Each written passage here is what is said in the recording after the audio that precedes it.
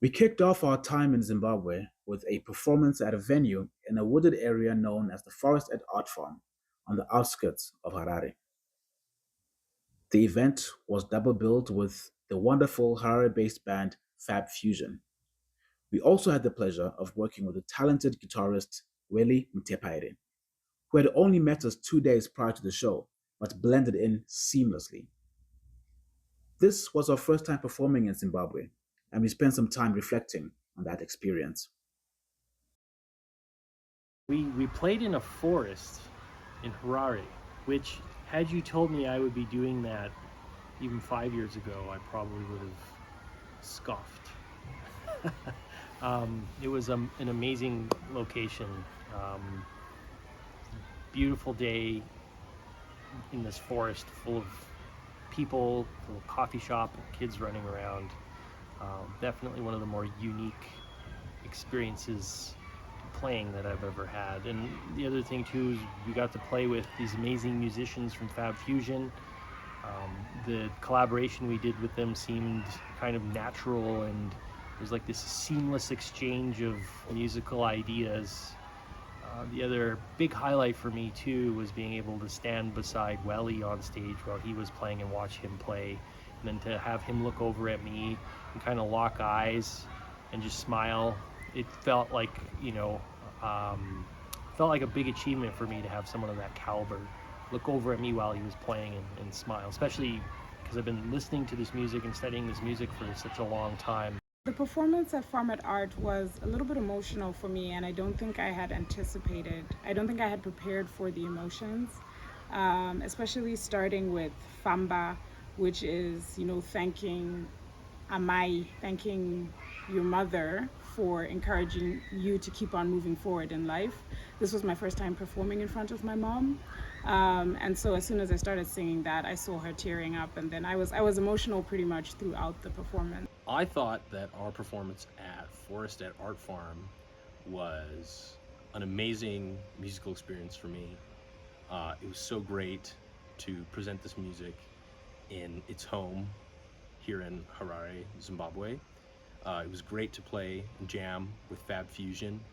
I'm a drummer, and their drummer, Greg, is an amazing drummer, and it was great to watch him and learn from him as he played. I think the feedback we got overall from people who came was that it was a great performance. They enjoyed the fusion of the Mbira. It was different, but also familiar at the same time. So overall, I'm very happy with it. One of our favorite experiences was our visit to the Music Crossroads Academy. This is a nonprofit organization which provides music education and professional training for upcoming musicians. The director of the academy is award winning actress and musician Prudence Katomene Mbofana. We were invited to give a masterclass on navigating the business of music, where we shared our experience releasing our latest songs and building a social media presence.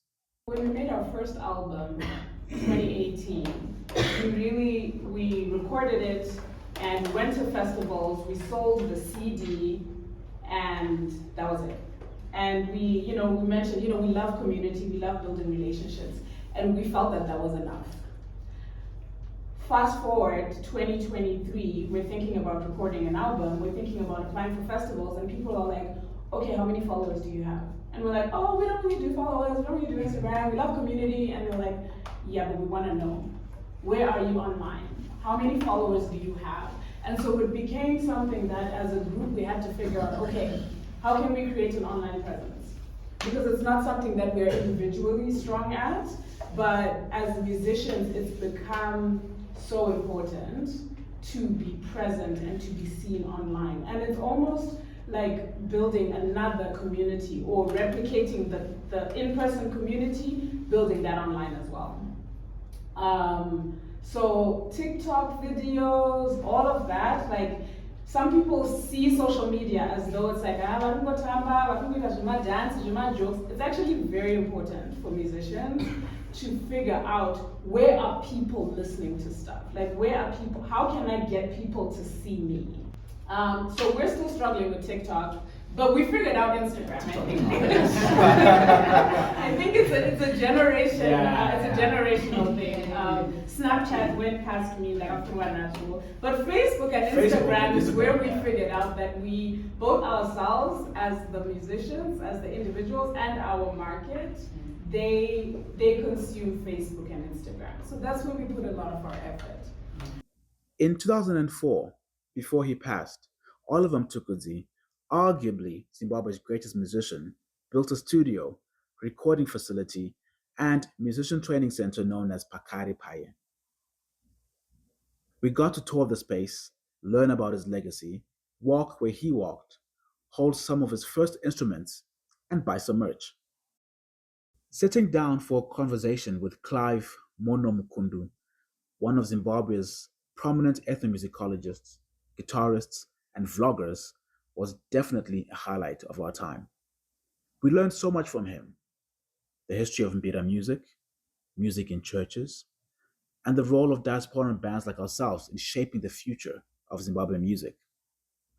Our full hour-long conversation is posted on his YouTube channel. Check it out sometime.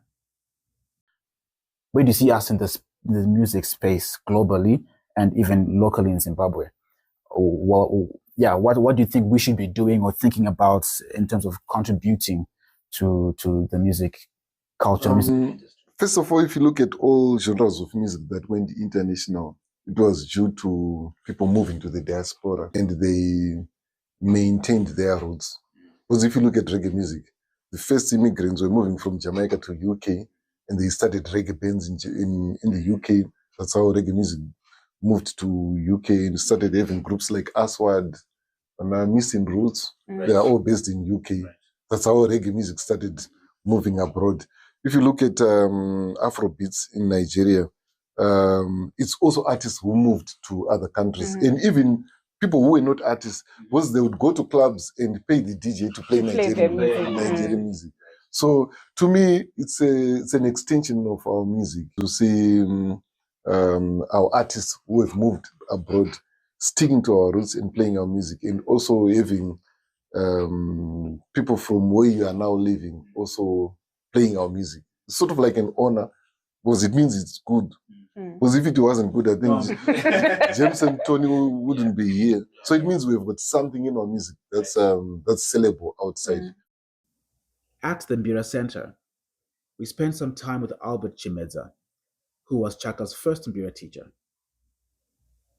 We got to check out his unique collection of Mbira and jam out some new music that he's been recording.